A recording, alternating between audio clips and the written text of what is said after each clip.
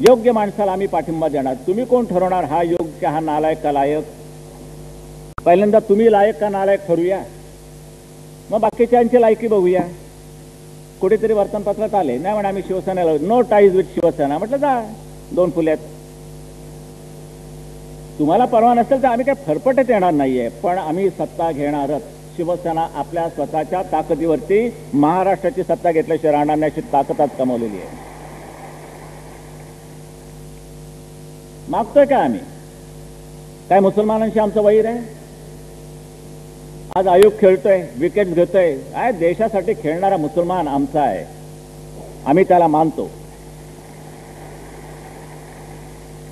नंतर तो अझहर तरुण पोरगा पहिल्याच वेळेला पाकिस्तानामध्ये 3 लागोपाठ सेंचुरी मारल्या, देशासाठी मारल्या. तो आमचा आहे. जन्मानं मुसलमान असेल पण तो आमचा आहे. रशीद पटेल आमचा आहे. किरमानी आमचा होता, आजही आहे.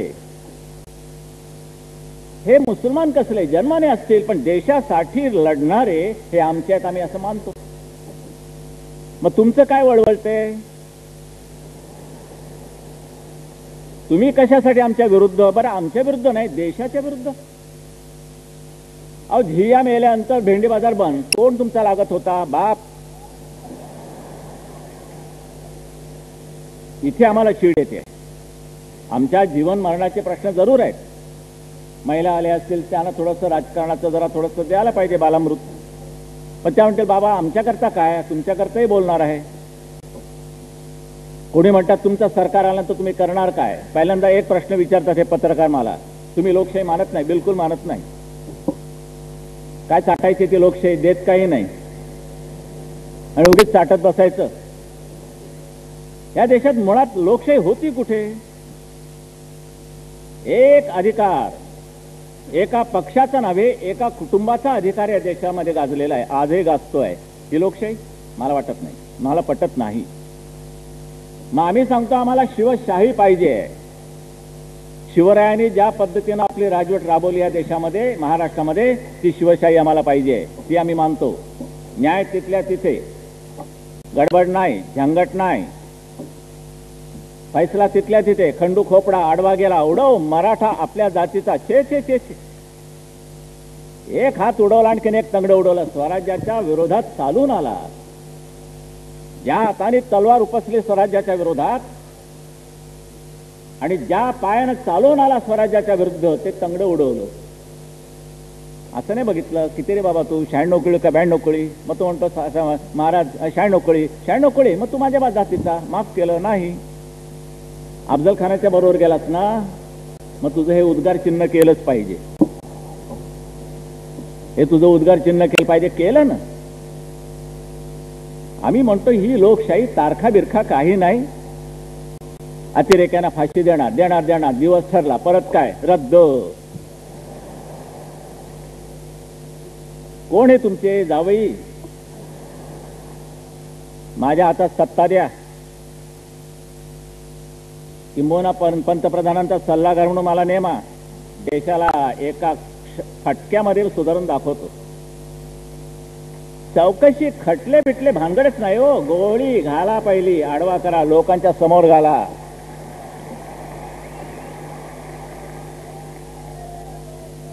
ऐंशी लोक बस मधनं काढायचे, बायका बघायच्या नाहीत, मुलं बघायची नाहीत, सेनगननी कसा कसा कसा कसा गोळ्या घालायच्या.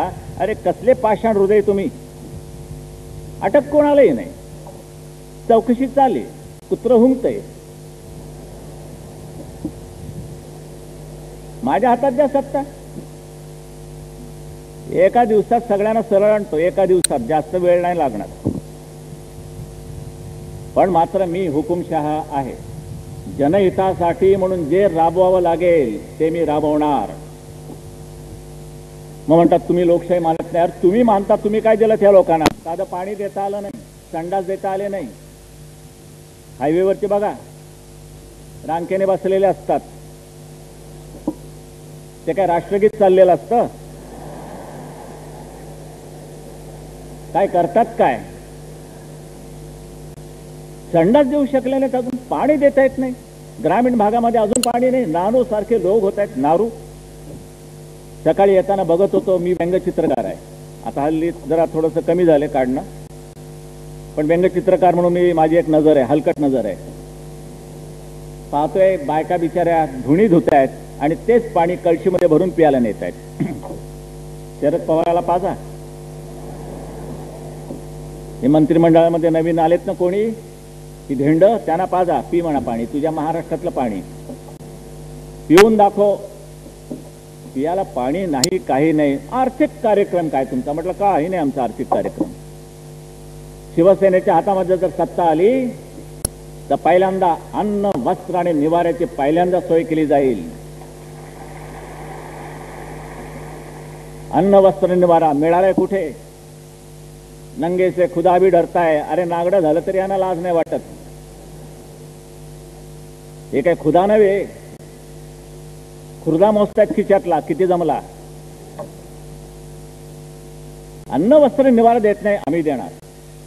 आणि त्यानंतर सुद्धा जर तुम्ही आम्हाला सत्तेवरती निवडून दिलं आणि दुर्दैवाने एखाद्या प्रश्नासाठी जर तुमचा एखादा मोर्चा आला मुंबईमध्ये, पोलिसांकरवी अडवला जाणार नाही, बिलकुल अडवला जाणार नाही. तुम्ही थांबायचं. संबंधित विषयाचा जो मंत्री असेल, पाण्याच्या प्रश्नावरचं काही असेल, घराचा असेल, अन्नाबद्दल असेल, रेशनिंग बद्दल असेल, शेतकऱ्यांचा असेल, कामगारांचा असेल, त्या विषयाचा संबंधित मंत्री 6व्या मजल्यावरून 5व्या मजल्यावरून मंत्रालयाच्या खाली उतरेल आणि मोर्चाला सामोरा येईल. बोलेल तुम्हाला, बोला माय बाप हो, कशा करता आलात, काय तक्रार आहे, काय कमी पडलं का आमच्याकडनं? ही विचारणारी, त्याला म्हणतात लोकशाही. ती शिवसेनेला अभिप्रेत आहे, ती शिवसेनेला मान्य आहे. अन्यथा लोकशाही नाही, बिलकुल मान्य नाहीये. का आता नागपूरला आलात, मोर्चे लागणार आहेत, आंदोलनाला काहीतरी करण्याचे प्रयत्न होणार आहेत का? शेतकऱ्यांची कर्ज माफ केलीत, पण त्या अगोदर शेतकऱ्यांच्या कर्जा करता म्हणून किती शेतकऱ्यांच्या घराचे लिलाव झाले ते विचारा. देताय भांडीकुंडी आणून परत, देताय ते पैसे त्याला. कर्ज कोणाची माफ झाली? भाबडेपणानं आम्ही बघतो. 1,500 कोटी परदेशातनं आणले जाणार आहेत. शरद पवारांचं राजीव गांधींना वचन आहे, 1,500 कोटी मी आणतो. एक तर मुळात असा मुख्यमंत्री जाऊ शकत नाही. हे सगळी भानगडी केंद्र सरकारच्या हातात असतात. पण हा मुख्यमंत्री गेला कसा, परदेशाशी बोलतो कसा, धंदे आणतो कसा, हे तुमच्या आमच्यासाठी काही नाही. हे निवडणुकीची तयारी आहे. पैसे पाहिजेत निवडणुकीला, तिकडूनही मिळवतं आणि इकडूनही मिळवतंय. बरेचसे आपल्या खिशात थोडंसं राजीव गांधीला, तोही बेटा चांगला कमवतोय, काय कमी कमवत नाही, गचकन कमवतात. म्हणजे ह्या देशामध्ये जर निवडणुका रद्द जर झाल्या ना, तर त्या पैशामध्ये ह्या देशाचं आपल्याला सोनं करता येईल, महाराष्ट्राचं तर निश्चित करता येईल. पण येतोय कुठे पैसा तुमच्या वाट्याला? येतोय कुठे पैसा वाटायला? अरे किती खाणार तुम्ही? अगोदर तुम्हाला पोरं किती, इथून सुरुवात. त्यांच्या नावावर ठेवायचे किती, तुम्ही जगणार किती? सगळ्या आयुष्याची बेगमी करून वरती पैसा ठेवून उरलेला पैसा जनतेसाठी कर खर्च नाही. करोडो रुपये जमलेले आहेत. मी तर जाहीर आव्हान दिलंय त्यांना. ते कलमाडी बिलमाडी आहेत ना, त्या शरद पवाराचा डावा हात, उजवा म्हणत नाही, पण सगळी घाणेरडी कर्म तो त्या हाताने करतो. शिवसेना प्रमुखांना पुण्याच्या घाटाच्या वरती येऊ देणार नाही. आलेले का पुण्यावरनं तर मी केव्हाच आला, मग रात्र तर मी पुण्याला काढली. पुण्यामध्ये आता आमचं अधिवेशन आहे, तू काय आम्हाला अडवतोय? शिवसेनेला आता कोणाला रोखता येणार नाही. विलास देशमुख त्यावेळचे, आता गेलं मंत्रिपद त्यांचं, खातं बदललं. हा, खातं बदललं. नशीब गोंद चांगला आहे, चिकटलाय. त्याने असे आव्हान दिलं होतं, औरंगाबाद आहेत म्हणजे आता आम्ही त्याचं संभाजीनगर नाव ठेवलेलं आहे. या औरंगजेबाने संभाजी रायाचे डोळे काढले, त्याचे हाल हाल केले. त्याचा राजकीय सूड, ऐतिहासिक सूड म्हणून आम्ही औरंगाबादेला संभाजीनगर नाव ठेवलेलं आहे. आम्ही सुरुवात केली, सरकारला ते मान्य असो वा नसो. आणि हे त्याने असं सांगितलं की म्हणे शिवसेनेची घोडदौड आम्ही रोखणार, इति विलास देशमुख. म्हटलं तुम्ही काय माकडं आमची रोखणार रे? घोडं पुढे जाणार आहे, तुम्हाला लिदी त्याच्या गोळा कराव्या लागतील. मोजा 1 2 3 4 5 घोड्याच्या लिदी. घोडदौड आमची चालू राहणार आहे. हादरले.